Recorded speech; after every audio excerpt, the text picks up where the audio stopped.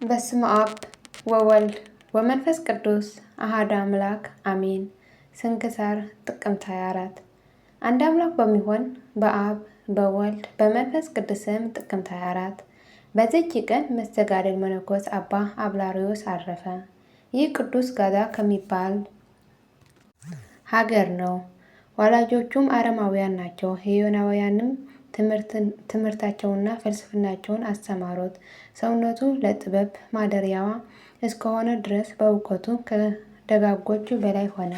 ከዚያም በኋላ ከሀገሩ የሌላ መልካም የሆነ ጥበብን ከውጭ ሀገር መማርን ወዶ ተነስቶ ወደ እስክንድርያ ሀገር ሄደ።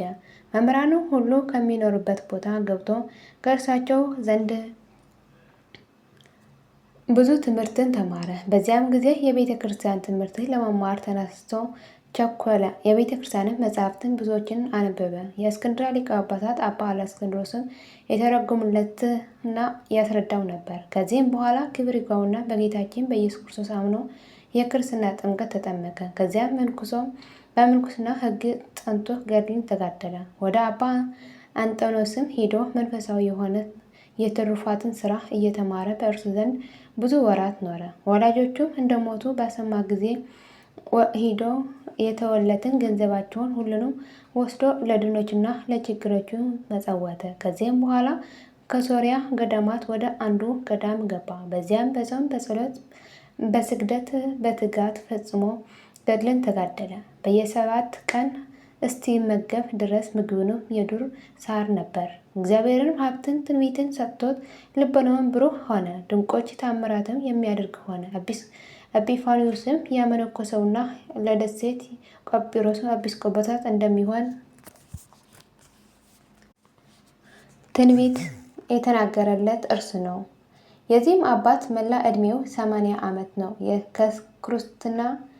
ከክርስትናውና ከምንኩስና በፊት 17 ዓመት በምንኩስና 33 ዓመት ነው። ክብር ይግባውና እግዚአብሔርን ካገለገለ በኋላ በሰላም አረፈ። ቅዱስ ዮሐንስ አፈወርቅም አመስግኖታል። ሁለተኛም ቅዱስ ባስልዮስን በመጽሐፍቱ አመስግኖታል። ለእግዚአብሔር ምስጋና ይሁን። እኛንም በዚህ አባት ጸሎት ይማረን፣ በረከቱን ከእኛ ጋር ትኑር ለዘላለሙ አሜን። ዳግመኛ ጥቅምት 24 በዚች ቀን ለሰማዕት ለንጊዮስና ባልንጀራው የሊቀ ጳጳሳት ጳውሎስ የዛይና የአውስያን የጸበል ማርያም ታራሚት የቆስጥንጥንዮስ መታሰቢያቸው ነው። በረከታቸው ከእኛ ጋር ትኑር ለዘላለሙ አሜን።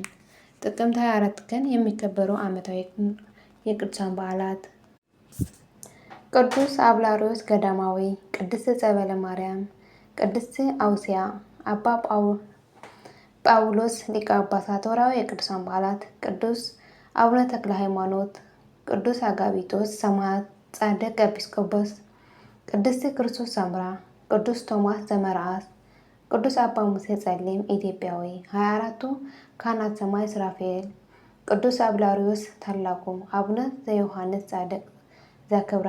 የሁሉም ቅዱሳን በረከትና ረድኤት ምልጃና ጸሎታቸው ከመላ ሕዝበ ክርስቲያን ጋር ለዘላለሙ ጸንቶ ይኑር አሜን። አቡነ ዘበሰማያት ይትቀደስ ስምከ ትምጻእ መንግሥትከ ወይኩን ፈቃድከ በከመ በሰማይ ከማሁ በምድር ሲሳየነ ዘለለዕለትነ ሀበነ ዮም ህድግ ለነ አበሳነ ወጌጋየነ ከመ ንሕነኒ ንህድግ ለዘአበሰ ለነ ኢታብአነ እግዚኦ ውስተ መንሱት አላ አድኅነነ ወባልሐነ እምኩሉ ኩይስ መዚአከ ይእቲ መንግሥት ኃይል ወስብሐት።